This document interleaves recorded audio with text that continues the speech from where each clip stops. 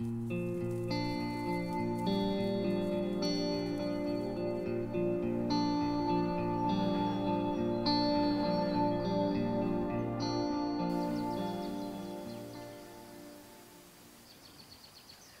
veux de l'ombre pour mes vaches quand elles sont en pâturage tournant, parce que j'ai des parcelles où il n'y a pas d'ombre du tout en plein été, quoi. Et il y a une réflexion et ça a été de laisser les haies revenir naturellement, donc de mettre des bouts de parcelles en défend avec double fil, un fil électrique pour les vaches, un fil barbelé pour les pigrièches, et puis pour protéger aussi pour les animaux. Et de laisser repousser des ronces, de laisser revenir la faune, la flore. J'ai implanté quelques sureaux en replantant au printemps des sureaux en les taillant.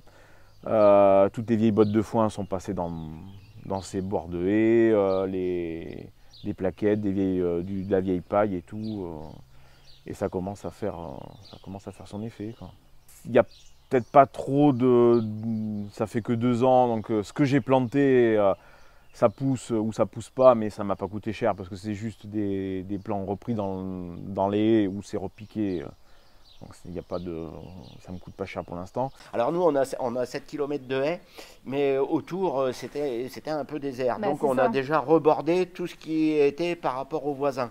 Donc pour dire on trouvait qu'il y avait des endroits où ça manquait, voilà, des endroits où les vents sont dominants pour protéger les animaux, pour leur faire de l'ombre et tout ça. Il y a des endroits où il n'y avait pas de haies, qu'on s'est dit, là, ça serait bien d'en mettre une supplémentaire. C'est juste pour l'effet brise-vent, pour la conservation des sols, pour éviter le lessivage, à des endroits stratégiques. C'est pas juste pour planter des haies pour faire joli dans le paysage. Même si faire joli dans le paysage, pour nous, c'est très important. La raison première, c'est la beauté. Je trouve que des arbres, c'est très très beau. Et qu'il y a un paysage où il n'y a pas d'arbres, pour moi, c'est assez désolé, c'est triste. J'aime bien quand il y a plein de vie, parce qu'effectivement, il y a plein de choses qui vont aller avec, dont les oiseaux. Pourquoi j'en ai mis alors? Justement pour régulation de l'humidité, de l'hygrométrie dans les champs, du vent, bloquer le vent, parce que maintenant je me retrouve avec quelques parcelles où les arbres ont été coupés et je m'aperçois que les animaux que je mets dedans n'ont pas d'ombre, ça sèche beaucoup plus, ils ne sont pas confortables du tout. Maintenant, il faut que ça ait le temps de repousser, mais je veux prendre les devants parce qu'on a pas mal de vieux arbres. Et je me dis qu'il est grand temps de leur mettre des petits jeunes en face pour que quand eux capotent, on ait la relève. Voilà. C'est juste pour faire un milieu habitable pour tout le monde.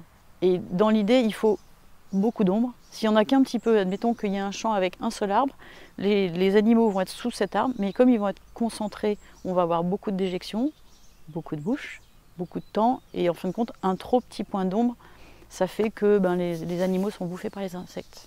Donc il faut vraiment beaucoup d'ombre pour qu'ils puissent choisir et puis étaler un peu les problèmes. Et en fait, maintenant, je me dis, mais les prochaines haies, ça va être des haies qu'on va laisser faire, quoi.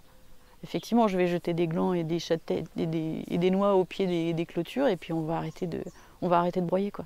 Et ça sera facile à faire, ça, parce que c'est juste arrêter une action de destruction, c'est tout.